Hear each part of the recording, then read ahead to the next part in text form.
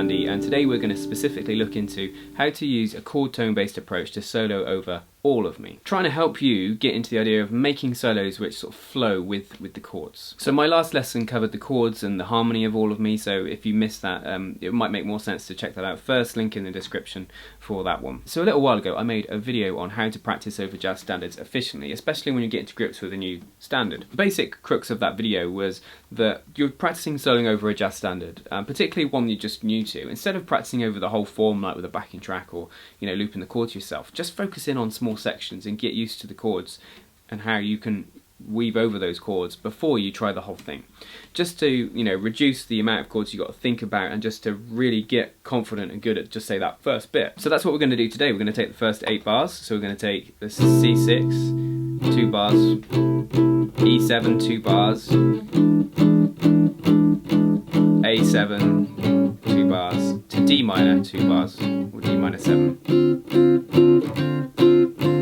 So we're going to take a chord tone based approach. Now what is a chord tone based approach? It's essentially arpeggios. So if it's a C6, you use a C6 arpeggio. If it's an E7, you use an E7 arpeggio. If you're going to play in this way, you need to know your arpeggios, you need to know the notes and the chords. It's not enough to know shapes. You need to know that C6 is C, E, G, A, and that's root, major third, perfect fifth, and a major sixth. And the equivalent for E7, A7, and D minor 7. So I would get used to 1 octave arpeggios first.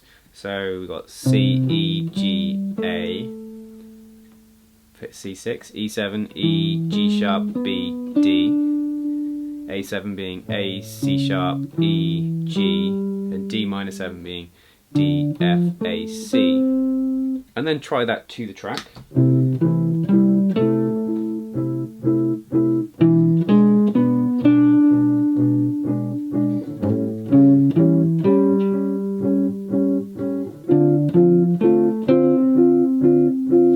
It's basic, but it's a foundation upon which other things can be pinned later on. You really want to be able to do this from anywhere on the neck.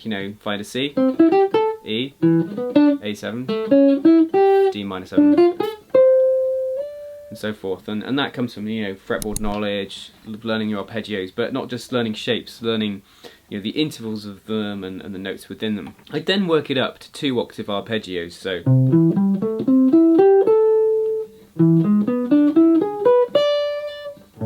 I'm playing the same thing, so it's going C, E, G, A, then I start again, C, E, G, A, E, G sharp, B, D, E, G sharp, B, D, A, C sharp, E, G, A, C sharp, E, G, D, F, A, C, D, F, A, C. Let's try that to the track on the beat.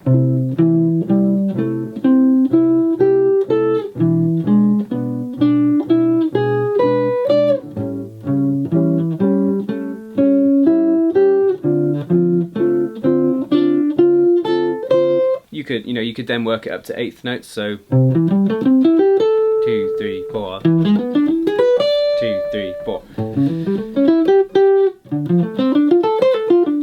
You could go up and down with 8th notes, so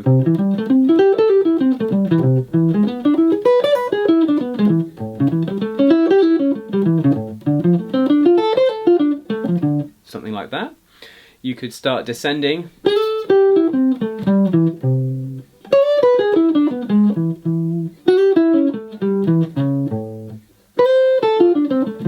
That sort of idea. Now if I was you watching this video, I'd be thinking, okay, that's great, but it just sounds like an arpeggio. That can't be what people are doing when they're doing jazz solos, and you'd be right. Occasionally you do hear people play a fully fledged arpeggio, but it'd probably be surrounded with other interesting melodies and things. Particularly, up-tempo, you probably hear it, more likely to hear it. The reason getting to do it is to sort of start to program you to be able to hear the chord tones. That's the important thing. So when you hear a chord like C6, can you hear ba-da-da-da?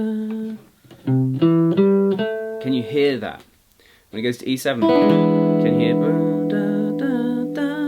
A7, ba-da-da-da, da-da-da-da. Hopefully I was singing everything right. Da-da-da-da. Then you can do this. Da-da-da. Sing as you play it. Ba-da-da-da, ba-da-da-da, da-da-da-da. A lot of people feel uncomfortable with humming or singing when they play, but it can make such a difference at making that jump to being able to play ideas from your head. It's really important. To get used to this, you could put the track on and just sort of start trying to hear, or just play the chords, sorry, and go da, root, root, root. You might have to find what octave you need to find it in. Root, root, root, root third, da, da, E7, da, da, A7, boom, ba, root third, D minor 7, root third, ba, da, boom. That's what I was singing, just the first two notes of each chord. Add the fifth. Boom, da, da, ba, da, da, boom, da, da, ba, da, da. Could add the octave to the top. Boom, da, da, da, da, da, da, doom, da, da, da, da, da, da, do. You can hear there, you can start to make jazzy phrases. It's a bit, I'm doing the same thing on each chord, but it wouldn't necessarily be like that in the sort of flow of improvisation. Then you can start to hear that extension, and by extension I mean, I was just singing the triad then, I was just going, root, third, fifth, and then the root again on the top, but you could try and hear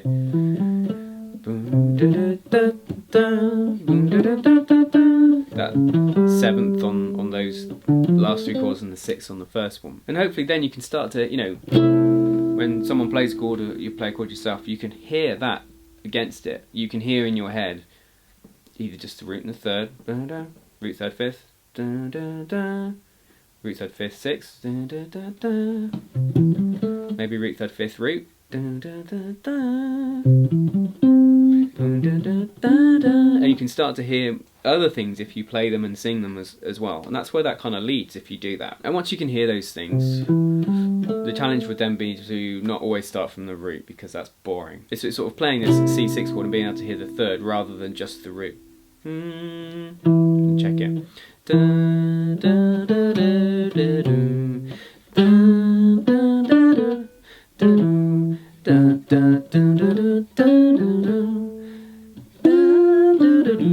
And you can add notes further on, passing notes, chromatic notes, as you start to hear them. But the key thing is, try not to play things unless you can hear them. And doing this kind of work does program your ear to hear things, provided you don't just play them passively. These aren't arpeggios just to be played up and down, just for the physical, technical nature of being able to play them. And while it's important to be able to cope with the technical demands of being able to play it, reasonably fluently and quickly, if you're not hearing it, it's kind of been a waste of time. So you've got to try and pair the two things together, and this is why kind of using 8 bars rather than just trying to play with the whole thing is going to be a hell of a lot easier for you, because you've just got a few 4 chords to work with and less sounds to kind of internalise. But once you internalise the sound of C6, it's not difficult to internalise the sound of F6. You'll notice between these 2 chords, 4 chords, you've got 2 dominant sevenths, E7 and A7. You start to hear the same ideas, you're just hearing them against a different root starting point. And things you want to train your ear to be able to hear in the long run is what some people will refer to as guide tones, which is finding small movements between the notes that are linked between the chords. Sometimes you'll find 2 chords next to each other which share the same note, or just close semitone movements. So if we've got C, E7, A7, D minor 7, so let me put the notes of the chords on the screen. So we've got C6 being C, E, G, A, E7 being E, G sharp, B, D. So if we started on the note C, the nearest note in an E7 when it changes chord is a B, the nearest note of the next chord being an A7 is A, and then why not, A is a shared note between A7 and D minor 7, so we can stay on an A. Let's hear what that sounds like. There's a C against a C, B against the E, A against the A7, A against the D. And then I could try and play a phrase off those notes, but I'm going to use those notes at the change point still.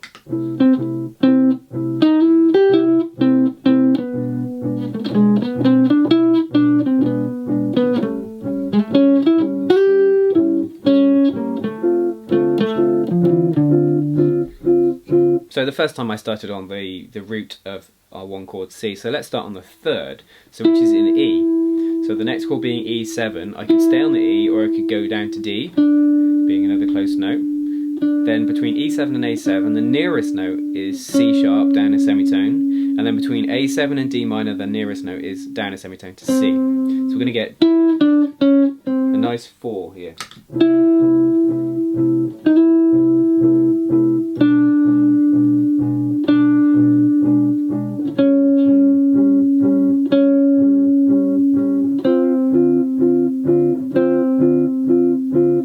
And let me try and play a phrase against each one. I'm going to use that guide tone to make sure I start on it.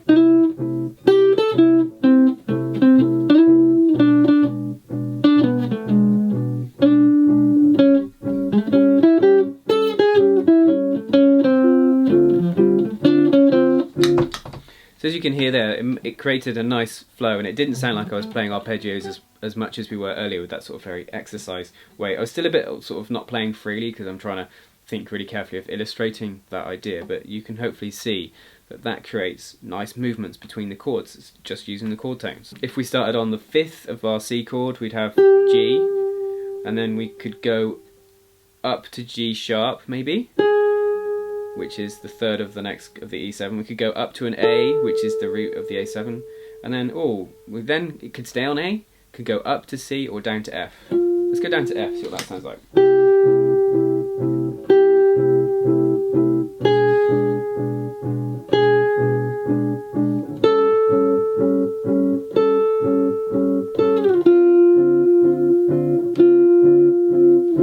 If we started on the 6th of C, which is an A, we could do the reverse of what we just did, go down a semitone to G sharp for the E7. We could then go down to a semitone to a G, which is the 7th of A7, then down to that F. I think that will sound nicer than that last one because it will just fall. The 6th, going down to G sharp the 3rd,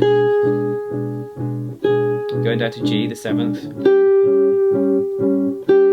F the 3rd. What do you do next? Because you can't just play one note every bar. It's going to be pretty dull. But those are to help you see the points in the chords where things link nicely.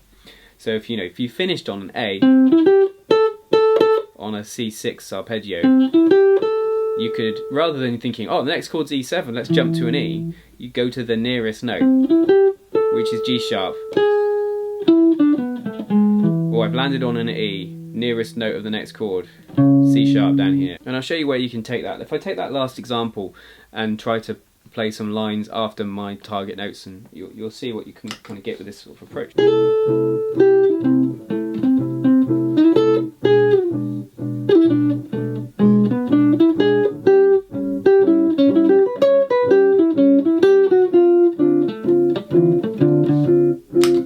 And that is, I'm thinking of all the nice links between the chords. I can hear that stuff. I'm not just playing licks there. That's, I can't, if you said play exactly the same thing again, I could play something similar, but I wouldn't play it the same, which for me is a much more interesting way to play jazz. So what we've got here is the chord tones are, your map on the neck, but they're not just physical places and locations to do things, they're sounds. And those, you want to internalize those sounds and then find the links between those sounds, which there's a lot of practice. There's no point sugarcoating it. It takes a lot of work, a lot of hours and hours to go into hearing things. With this kind of approach, you can also do, add other notes in, of course. You can, like, say if I added the 9th to each of the chords, we could come up with some nice ideas. And when you kind of take this approach, you can come up with easy call and response phrases because you're thinking intervallically, so you can use the same idea. So if I took this idea and went, which is root, 3rd, 5th, 6th, 9, root. And if I take that for each chord,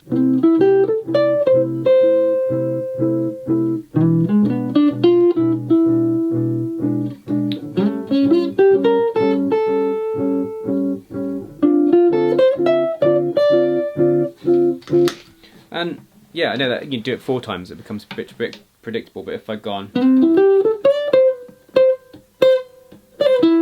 that's right,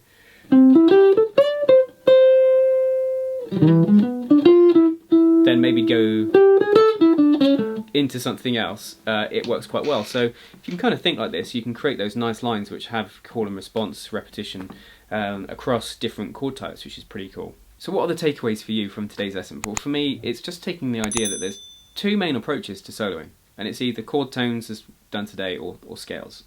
and obviously those two can be combined. But I think, you know, a lot of jazz players have been playing for a while will sit in one camp more than the other, and it will depend on the sort of era of jazz they play.